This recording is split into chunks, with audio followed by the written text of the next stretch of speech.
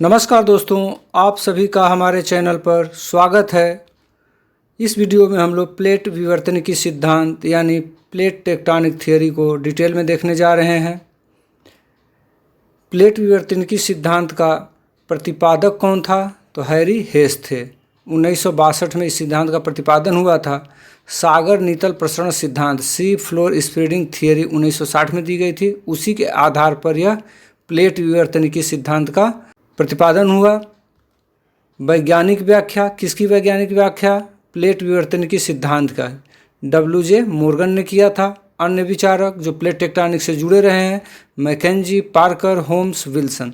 देखिए, इसमें प्रश्न इस तरह से भी पूछा जाता है कि निम्नलिखित विद्वानों में से कौन जो है प्लेट टेक्टोनिक थियरी से संबंधित नहीं है।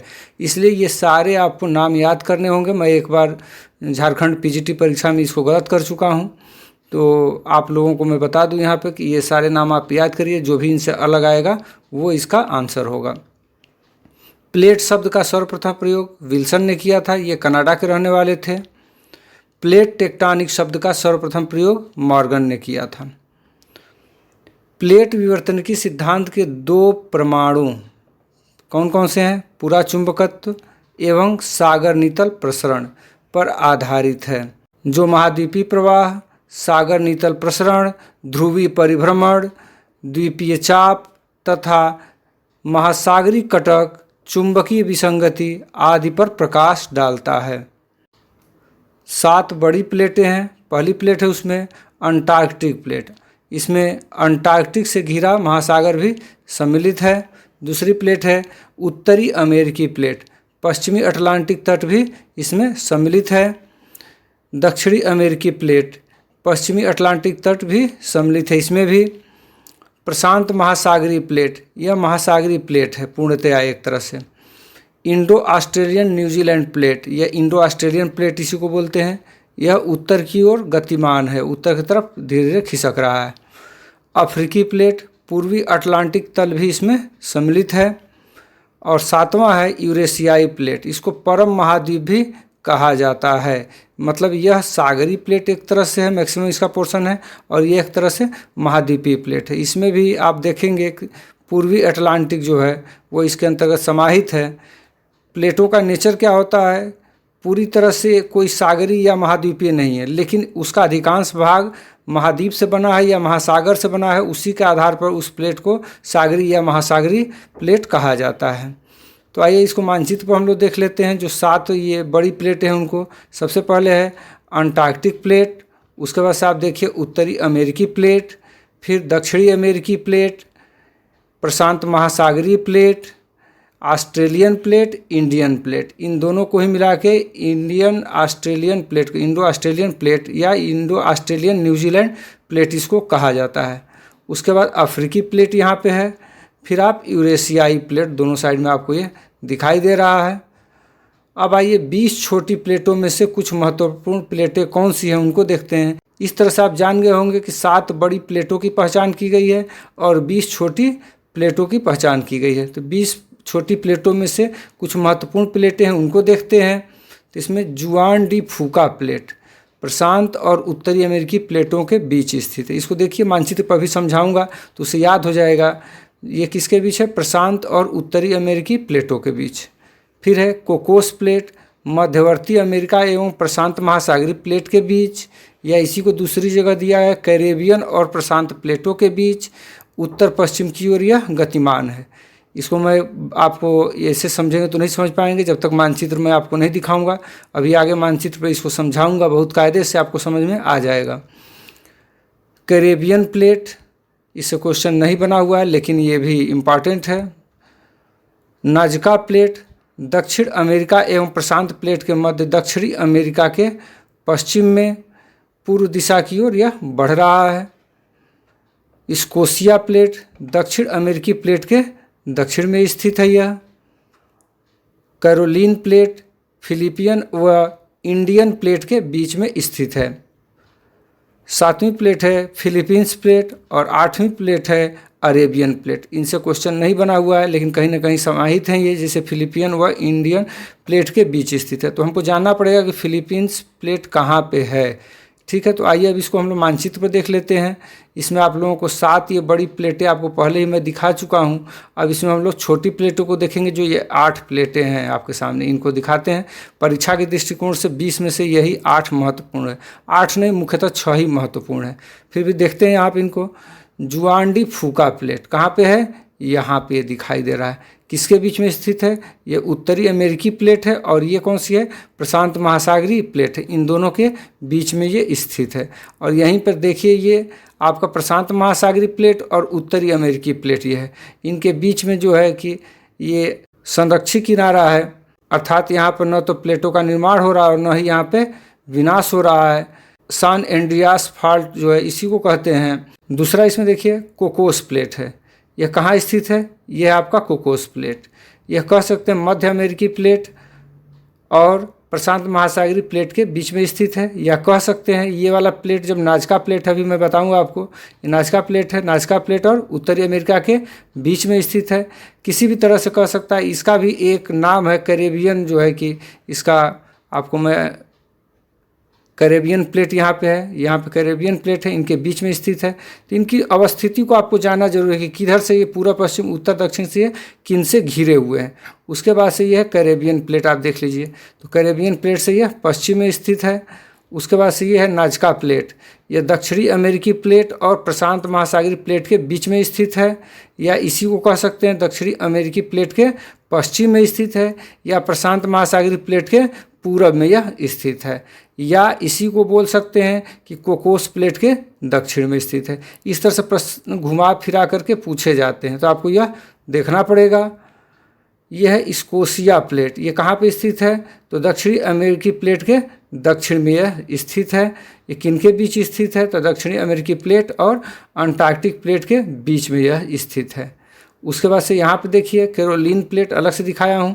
ये फिलीपींस प्लेट है, उसी से सटा हुआ ये है कैरोलिन प्लेट। तो ये कहाँ पे होगा? ये है फिलीपींस प्लेट और इसी से सटा हुआ कैरोलिन प्लेट। यहाँ पे मैं दिखाया नहीं हूँ, वो अलग से उसको मैं दिखा दिया आपको। कैरोलिन प्लेट यहीं पे है ये। उसके बाद से आप देखेंगे कि अरेबियन प्लेट यहाँ पे स्थित है।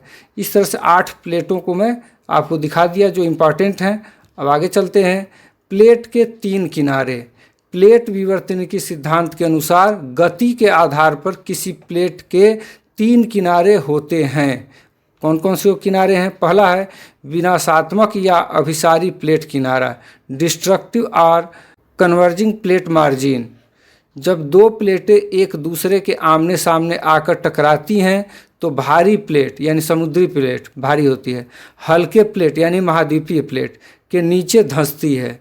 वह स्थान जहाँ प्लेट धंसती है उसे अवनयन या अधोगमित क्षेत्र सबडक्शन जोन, और इस प्रक्रिया को सबडक्शन कहा जाता है।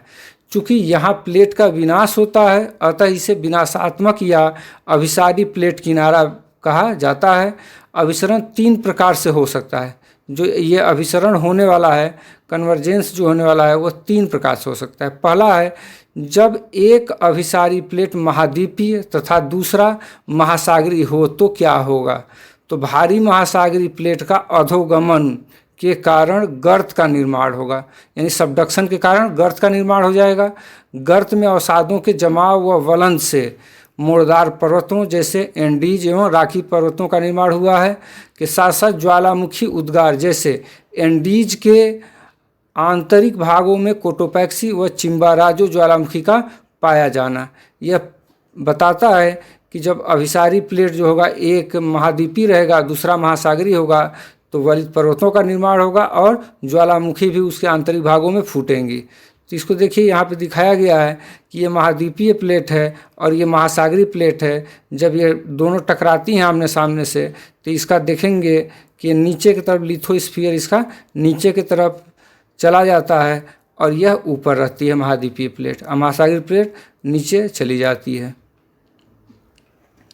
जब दोनों प्लेट महासागरीय हो तब क्या होगा? अपेक्षाकृत बड़े व भारी प्लेट का धसाव होगा। जब दोनों महासागरीय हैं तो दोनों भारी होंगी, लेकिन इनमें से कौन ज़्यादा भारी है उस प्लेट का धसाव होगा तथा गर्त व ज्वालामुखी द्वीपों की श्रृंखला का निर्माण होगा, जैसे प्रशांत व जापान या फिलीपींस प्लेटों का अभिसरण। जब दोनों प्लेट महाद्वीपीय हो तो, दानों हो गया है, दोनों प्लेट महाद्वीपीय हो तो अधोगमित क्षेत्र यानी जहाँ पे दोनों टकरा रही हैं अधिक प्रभावी नहीं होने के कारण ज्वालामुखी का उद्गार नहीं, किंतु भूगर्भिक दृष्टि से अस्थिर तथा कालांतर में मोड़दार पर्वतों का निर्माण हो जाता है। जैसे यूरेशियन व इंडियन प्लेट के टकराने से हिमालय पर्वत का निर्माण हुआ है, फोल्डेड माउंटेन है यह।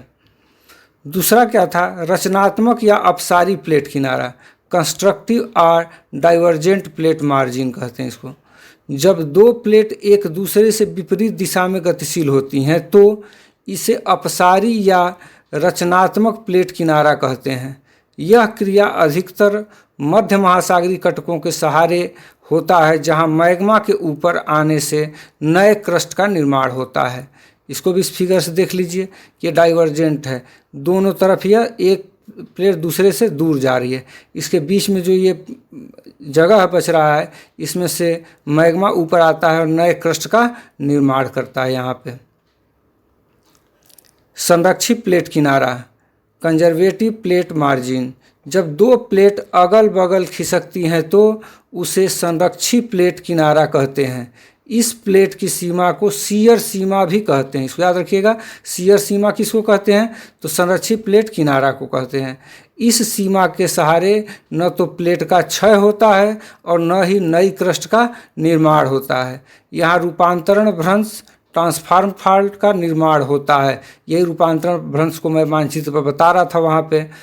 जैसे सान एंड्रियास फॉल्ट कैलिफोर्निया के समीप यूएसए में स्थित है यह। इसको देख लीजिए, ये इधर खिसक रही है और ये इधर खिसक रही है, तो बीच में ये जो जगह है ना, तो यहाँ पे नए क्रस्ट का निर्माण हो रहा है, न ही क्रस्ट का यहाँ पे विनाश हो रहा है। तो यहाँ पे एक भ्रंश का निर्माण हो रहा है और इस भ्रंश को रूपांतरण भ्रंश कहते हैं। इसका सबसे अच्छा उदाहरण सान एंड्रियास फॉल्ट है जो कैलिफोर्निया के समीप यूएसए में स्थित है। महत्वपूर्ण शब्दावलियाँ कुछ देखते हैं, आता रहता है, कई बार कन्फ्यूजन हो जाता है। संचालन, जब असमान ताप वाले दो पिंड एक दूसरे के संपर्क में आते हैं तो गर्म पिंड से ठंडे पिंड की ओर ऊर्जा का स्थानांतरण होने की प्रक्रिया संचालन कहलाती है। यह प्रक्रिया तब तक चलती रहती है जब तक कि दोनों पिंडों का तापमान एक समान नहीं हो जाता या उनमें संपर्क टूट नहीं जाता। ठोस पदार्थों अथवा वायुमंडल की निचली परतों को गर्म करने में संचालन महत्वपूर्ण है। देखिए यहाँ पे इस बर्नर से इसको गर्म किया जा रहा है, तो ये लोहा है, तो ये गर्म हो रहा है। यहाँ देखिए टेम्परेचर इतना है, थोड़ा सा डिस्टेंस इससे बढ़ रहा है तो टेम्परेचर कम हो गया, और डिस्टेंस बढ़ रहा है तो इसका टेम्परेचर और कम हो गया। इस तरह से आप देखेंगे कि लंबे समय तक यदि यह प्रक्रिया चलती रही तो पूरे क्षेत्र में एक समान तापमान आपको देखने को मिलेगा इस लोहे के रॉड में। तो इसी चीज़ को ये बता रहा है। संवहन, कन्वेक्शन, वायु या जल के लंबवत संचलन से होने वाला ताप का स्थानांतरण संवहन कहलाता है। जैसे ये है हॉट है नीचे और इसमें पानी मान लीजिए है, ये ऊपर ठंडा है, ये गर्म होकर के ऊपर उठता है और ठंडा पानी इसका जगह आकर के तली में ले लेता है। इसी तरह से वायुमंडल में भी होता है, जब धरातल गर्म होता है तो उसके संपर्क में आने वाली हवा गर्म होकर के ऊपर उठती है और ठंडी हवा उसके जगह को धारण करती है। इस तरह से एक संवहनी तरंग की उत्पत्ति हो जाती है।